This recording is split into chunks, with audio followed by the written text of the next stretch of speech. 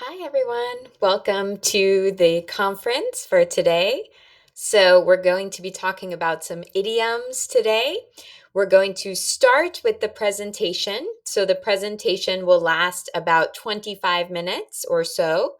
And at the end, we'll have the chance to ask a few questions. In the last maybe 5 to 7 minutes, we'll have time for some questions. So, until then, I'll be presenting. And after that, we'll have a little bit of a quiz to test your comprehension, which you will answer in the chat, and then time for some questions at the end. So if you haven't done a conference with me before, I'm Liz. I'm from New York. I was born and grew up in New York. Now I'm living in Paris, and I'm a teacher with Cercle. I was previously working in marketing, so we will have some idioms about business, but most of the idioms will be general. We have some different categories. And it does say to sound more English, which was the Cercle title. I am American, but these idioms are used in both types of English. So that's no problem there. You can use them in both. So let's get started with our idioms. So first, what is an idiom? So our definition, an idiom is a phrase. Careful with the pronunciation because sometimes my students pronounce this incorrectly, but a phrase, a phrase whose meaning is different from the literal meaning of individual words. So we're going to put some different words together, and when they're all together, they make something up. So I'm just going to, let's see, turn off all mics for the moment. And then at the end, we'll have the opportunity to ask questions. So this is our example here with the cartoon. So the phrase kick the bucket, if you've heard this phrase, which is not a very nice phrase, but it means to die. But if we actually kick, we kick with our leg like we kick in soccer. And a bucket, we can see there in the cartoon. So that's the literal meaning, to kick a bucket. But when we say it, it means to die. And that's why we have the phrase bucket list. If you've heard of that phrase, or there was a movie called The Bucket List, is a list of things that people want to do, maybe skydiving, jumping out of a plane, visiting different continents. A bucket list is something you want to do before you kick the bucket. So that's one. It's about a negative situation, but we will have 4 different categories of idioms that we're going to discuss that are on the agenda today. So first, we're going to do idioms about conversation.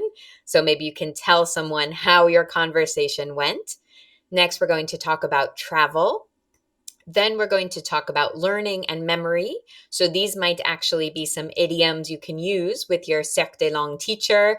For example, if you forget a vocabulary word or if you forget to do your homework, maybe you can have an excuse with an idiom. And at the end, we will have some business idioms as the last category. Okay, so our first one is to break the ice. So literally, it would be like we see in the cartoon if a polar bear breaks open the ice. But really, it's to start a conversation in a friendly manner. So here we have our example here to break the ice in our first lesson. I asked my students about their favorite foods.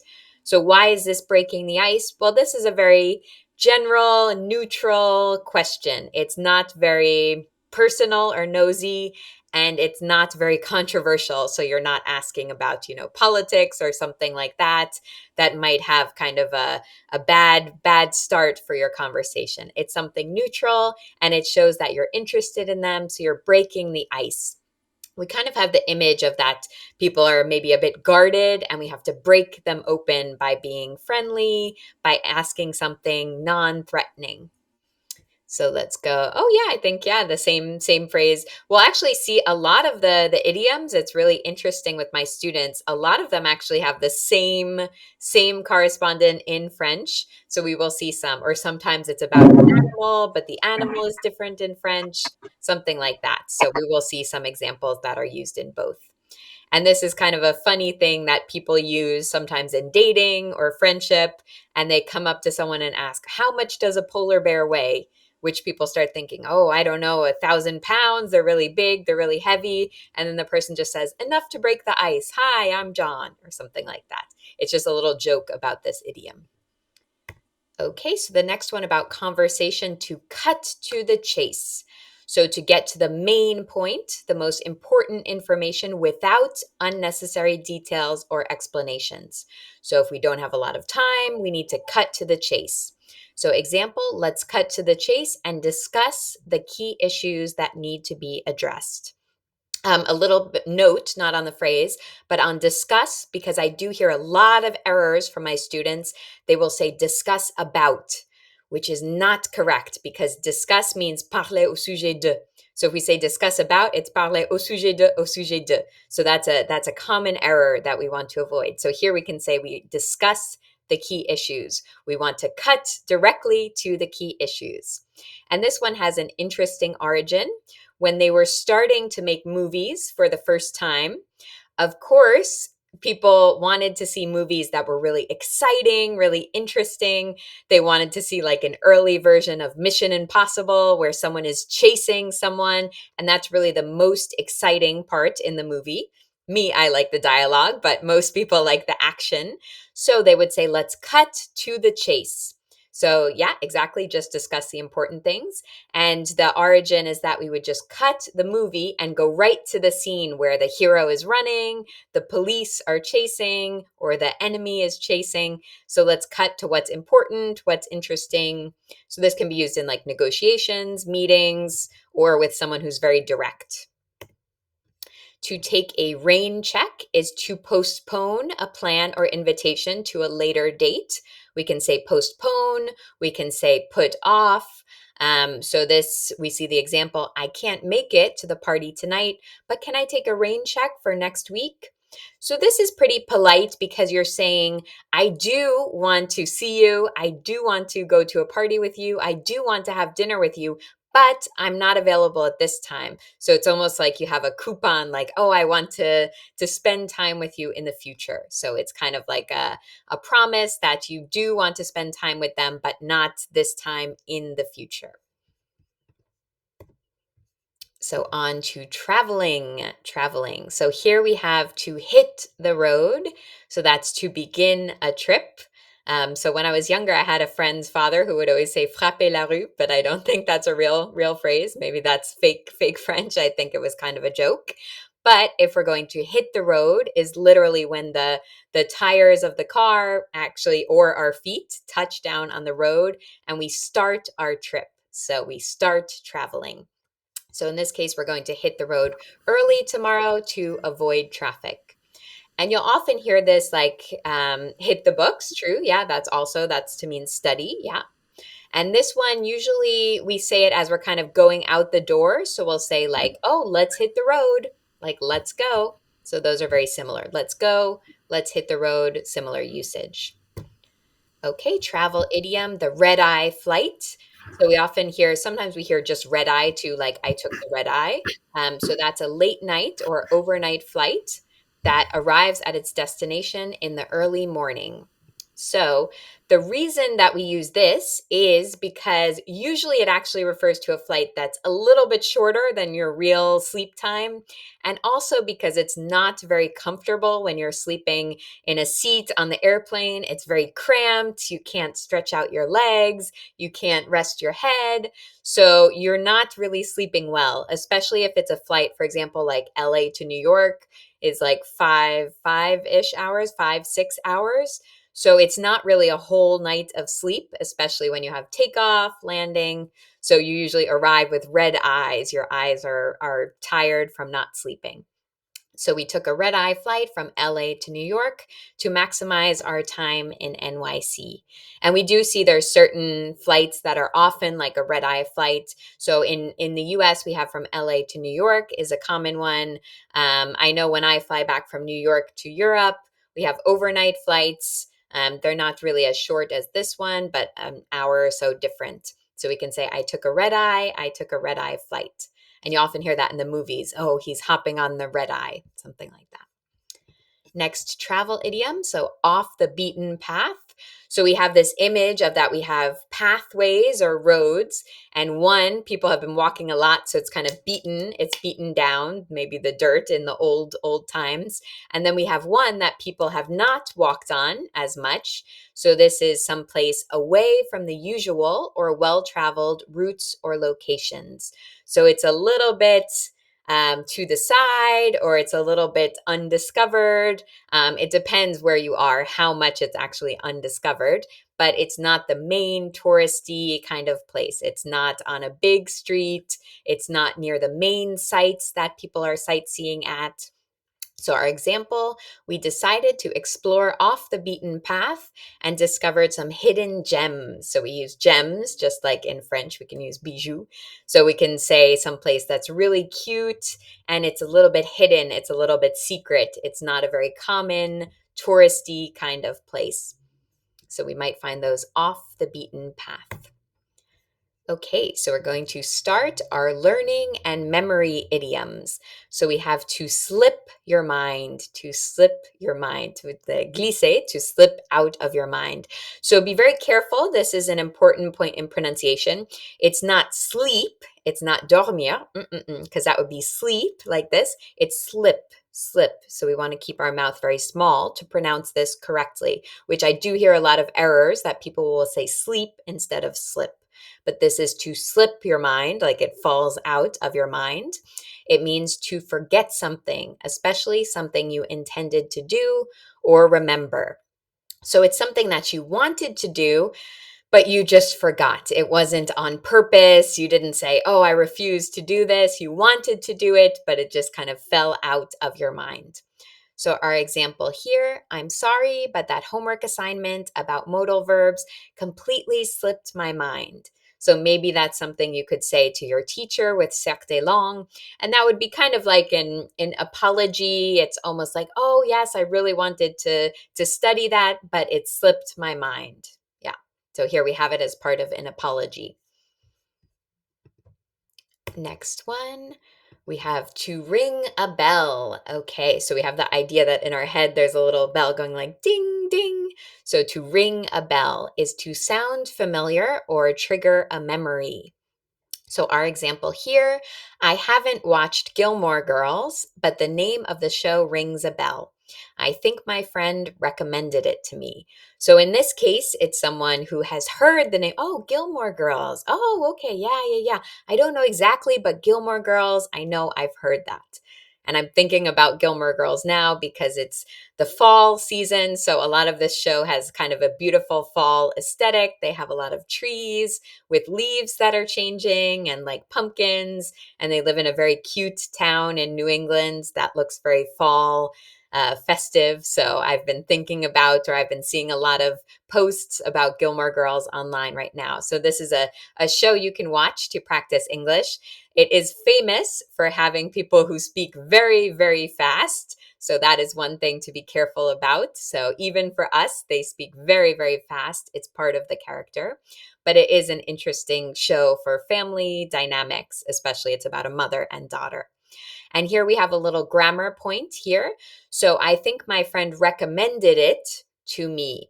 Sometimes I hear errors from my students and they say, oh, my friend recommended me something. No. If we say recommend me, that's recommending me, Liz, for a job or to be a teacher. So we say recommended something to someone. And we don't always have to say to me. We could just say recommended it, and that's fine. It's not always necessary. So we have recommend, and then we have what it is, recommended that show or recommended that YouTube channel to her, to me. Okay, so we have ring a bell is going to ring a bell in your head. Let's go on to the next one. Okay, so this one is also in French. So that's very useful. But sometimes my students want to use this because we're reviewing our vocabulary and they're saying, oh, I know it. It's on the tip of my tongue. This vocabulary word is on the tip of my tongue. So the definition is when information is readily available in your mind, but you can't quite recall it or express it at that moment. So it's on the tip of your tongue, but you can't speak it. So the same as the idea in French. So example, maybe this would happen in one of my lessons. What is immobilier in English? Wait, don't tell me, it's on the tip of my tongue. So sometimes, just like in French, tip of my tongue, we do remember. Finally, in the end, we remember and then we say the word. Sometimes it's on the tip of your tongue and you can't remember. So you just move on, or the teacher tells you what it is. Okay, so we're on to our last category, which are the business idioms. So, of course, there's a lot of idioms for business, for working, for the office, but we're just going to look at a few for today. So here we have a ballpark figure. So a ballpark is the place in the US where you play baseball. So it would be the equivalent of a stadium for soccer or another sport. So the ballpark figure, and figure is one of the words for number. It's not the most common, but we see it sometimes. So this is an approximate or rough estimate, especially in terms of numbers or costs.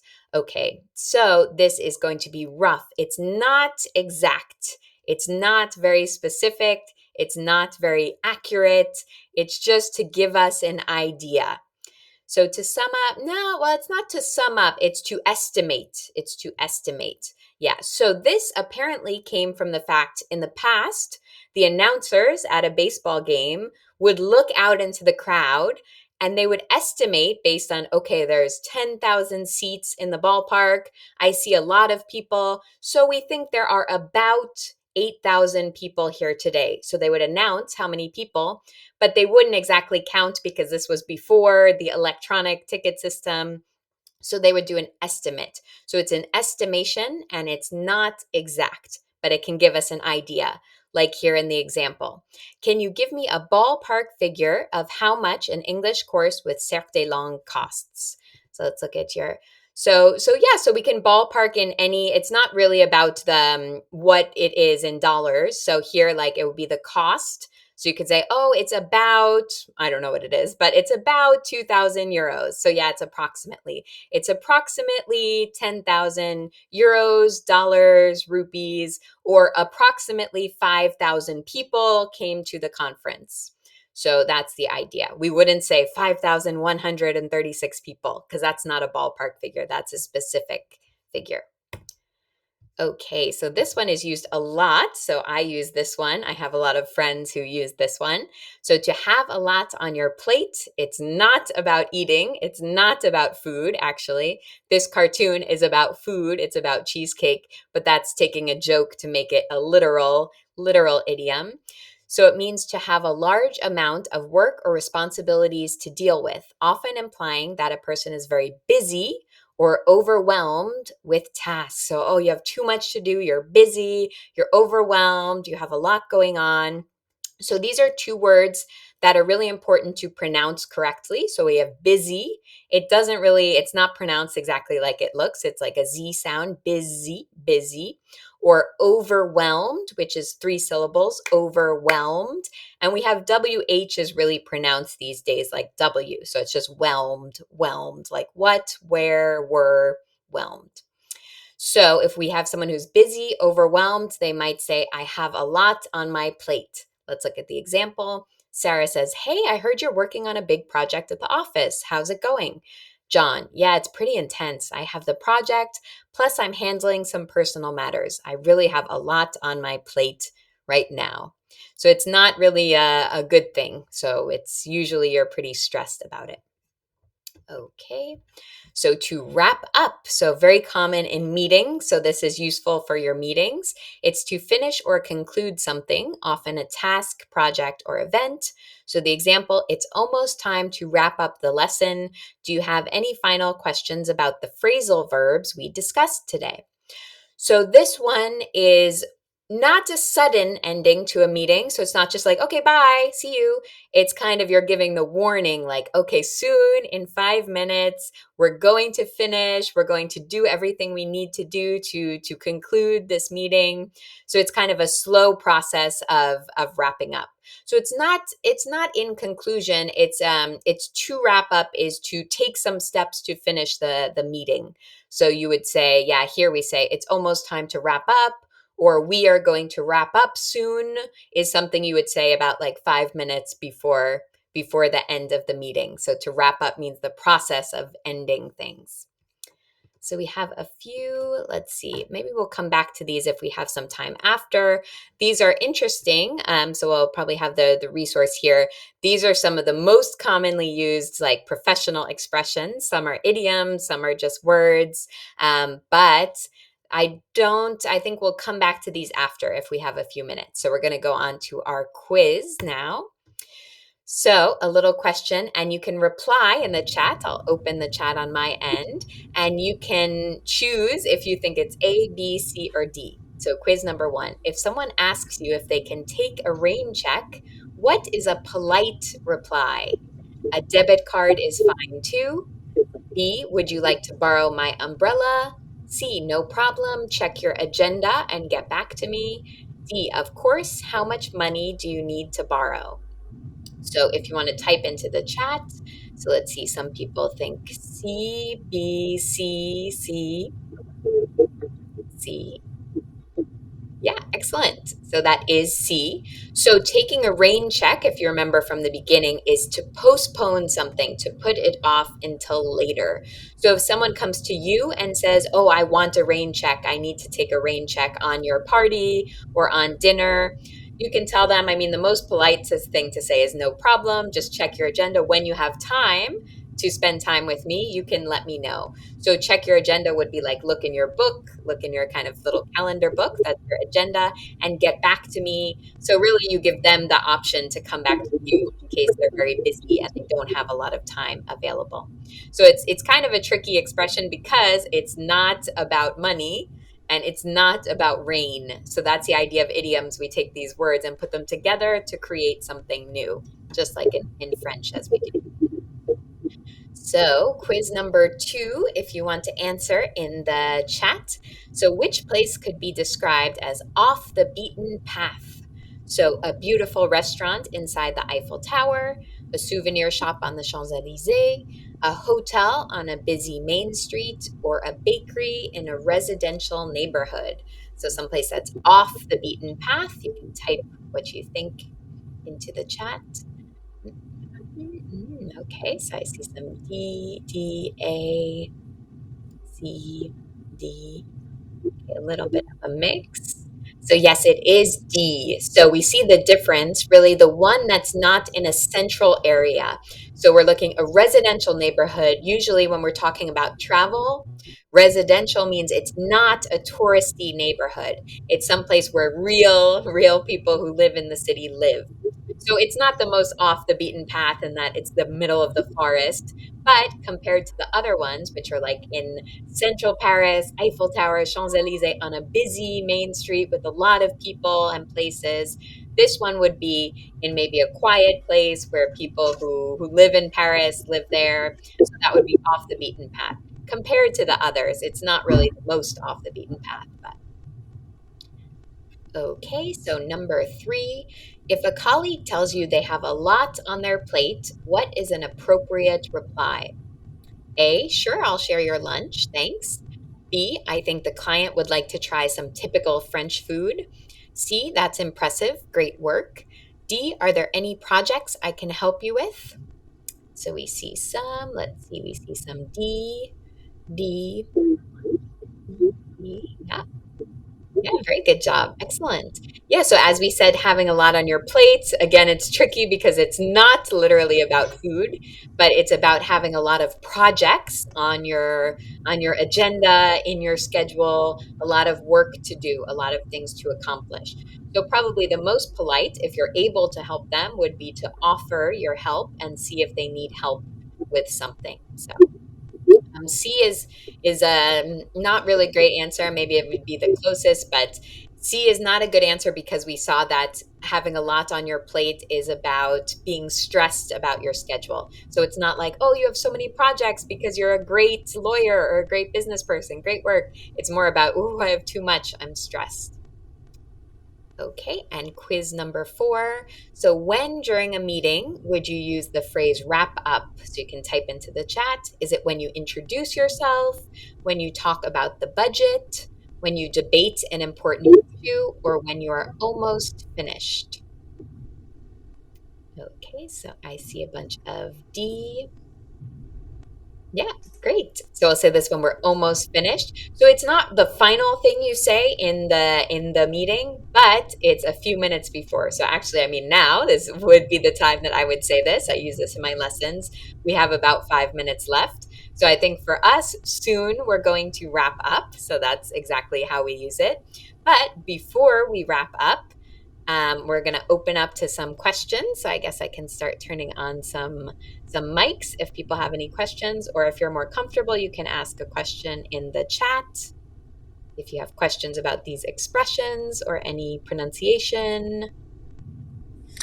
Is there any expression which is not really common, which is not really commonly used? Oh, out of these ones? Uh, yeah, Let's see. telling. Let's see, anything common? To have a lot on your plate.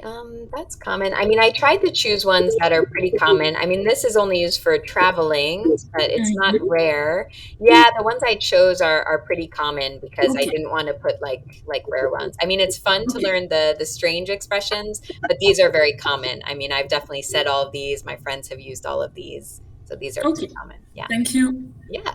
So you say you are finished and not have finished. Um, oh, so you are finished. Well, I guess I would say I finished my homework, or yeah, we're finished with the lesson. Yeah, I mean, I guess have finished would be more an accomplishment, and then we are finished is like we're at the end of it. You could use them both in different contexts, but I guess yeah, I would say we're finished with the lesson, or we're finished learning modal verbs, something like that. I would say that. Maybe if we accomplish something like we have finished the project, let's celebrate. So that would be more of an accomplishment, and then we are finished would be like in the timeline, we're at the end. And so, yeah, so this lesson will be available. So, we're going to have all the video. So, we're on video right now, and we're going to have them streaming. So, we're going to have, you can go, we'll have part of the site that's called conferences, and that will be available. So, you can rewatch this conference and see the presentation again. So, they may be posting the PowerPoints. That I'm not sure about because the conferences are kind of new, but I know we will have a replay of this video. So that's a good resource. And we have a replay of the conferences I've done the past few weeks. And also, Warren, another teacher, is doing to- different topics of conferences. So his are in replay as well. So if you go to the conference part of Cercle, you can see all the different subjects, some grammar, some business, some everyday English. And any other questions about any of these phrases? Yeah. That's all, folks. So that's, yeah, a thing to say when we wrap up. Exactly. Yeah. Yeah. So the future conferences, I know next week, I'm doing one that's a C level. But for me, I think you can always come and be part of them, even if it's a bit above your level or below your level. For me, I think you can participate because you can always just listen and absorb. I'm going to be doing one about American culture and how positivity affects American culture. So I'm going to talk a little bit about like politics and also business and kind of some expressions we use to spin things in a more positive direction. So how it affects American culture. And that will be 1 week from today. So that will be next Friday. And then you can also check the agenda. I think Warren's conferences are on Thursdays, so you can check those too. Okay, so maybe we'll just finish with one let's see, maybe we'll do one from the common business ones just to give you a little bonus. So I'll choose, let's see, a common.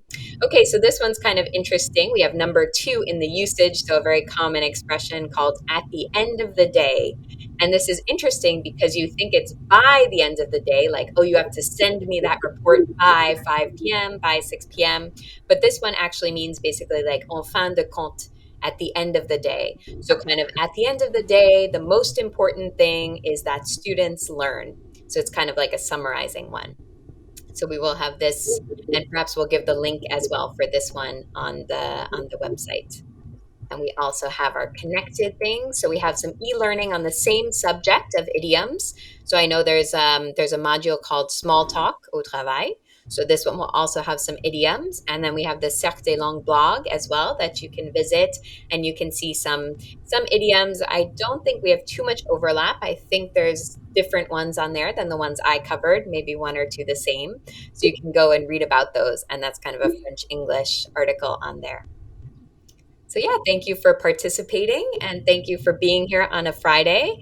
And I hope everyone has a great weekend. So great work Thank in the you day. very much. Yeah, Goodbye, everyone.